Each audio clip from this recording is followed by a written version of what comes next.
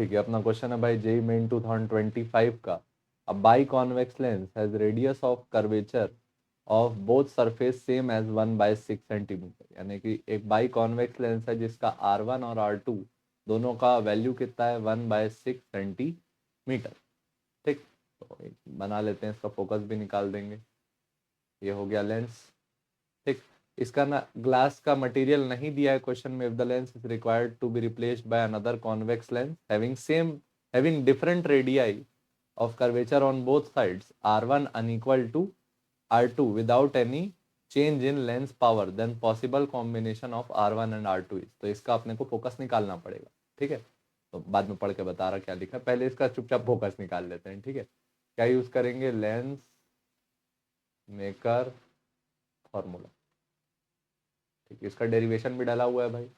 क्या है formula, 1/f equal to mu minus 1/R1 minus 1/R2। तो 1/f इक्वल टू क्या आया, mu minus 1।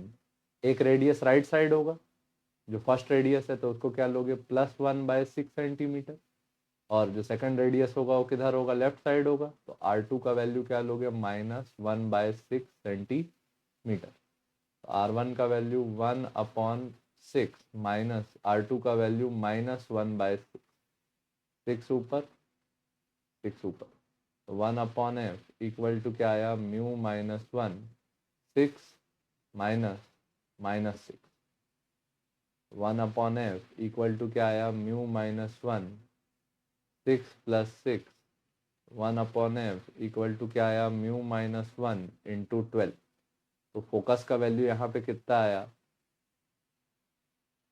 1/12 times mu minus 1। ये फोकस आना चाहिए जब सेकंड टाइम हम लोग रेडियस चेंज कर देंगे। सेकंड केस में बोल रहा है कि जो पेयर है उसमें R1 अलग है और R2 अलग है, लेकिन ना इस बार साइन लगा देते हैं R2 के लिए माइनस। R1 इस बार अनइक्वल है किसके, R2 के। तो फॉर्मूला निकालते हैं, 1/, फोकस सेम रखना है, 1/फोकस इक्वल टू म्यू माइनस 1,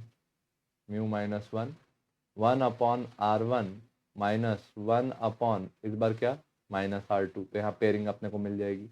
तो 1/f इक्वल टू क्या आएगा, mu minus 1, 1/R1 plus 1/R2। R2 इधर गया, R1 इधर गया, तो 1/f का वैल्यू आया mu minus 1 R2 plus R1/R1R2। ठीक, तो यहाँ पे जो फोकस का वैल्यू आया इन्वर्ट करके आएगा, R1R2 upon mu minus 1 R1 plus R2। ये हो गया इक्वेशन 1 और ये हो गया इक्वेशन 2। दोनों को बराबर कर दो, तो क्या आया, 1/12 into mu minus 1 equal to R1R2 upon mu minus 1 R1 plus R2। Mu minus 1 से म्यू माइनस 1 क्या हो गया, कैंसल। इसको इधर ले गए तो क्या आया, R1 plus R2 upon R1R2 equal to क्या आना चाहिए, 12। अब ये चार पेयर्स चेक कर लेते हैं कि कौन सा ये रिलेशंस को फुलफिल कर रहा है।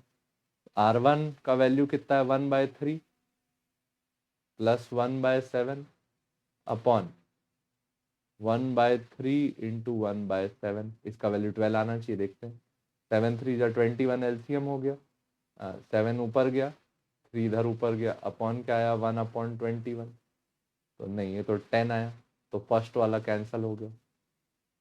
सेकंड ट्राई करते हैं, सेकंड में बैठ जाएगा लग रहा है।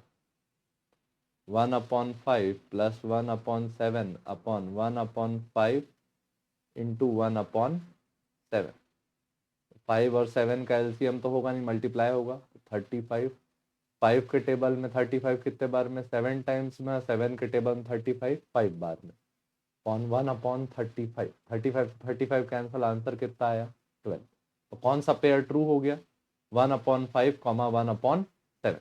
ठीक, ये चेक करने का तरीका रहेगा। ठीक, 2 बार आप लेंस मेकर फॉर्मूला लगाइए, एक बार नोन डेटा के साथ, एक बार अननोन डेटा के साथ। दोनों को बराबर कीजिए, एक रिलेशन मिलेगी किसमें, R1 और R2 और किसी नंबर के साथ। डेटा को फीड करके देखेंगे कि कौन सा डेटा सही बैठ रहा है। ठीक है, होपफुली समझ में आया होगा तो लाइक शेयर सब्सक्राइब। धन्यवाद। जय हिंद।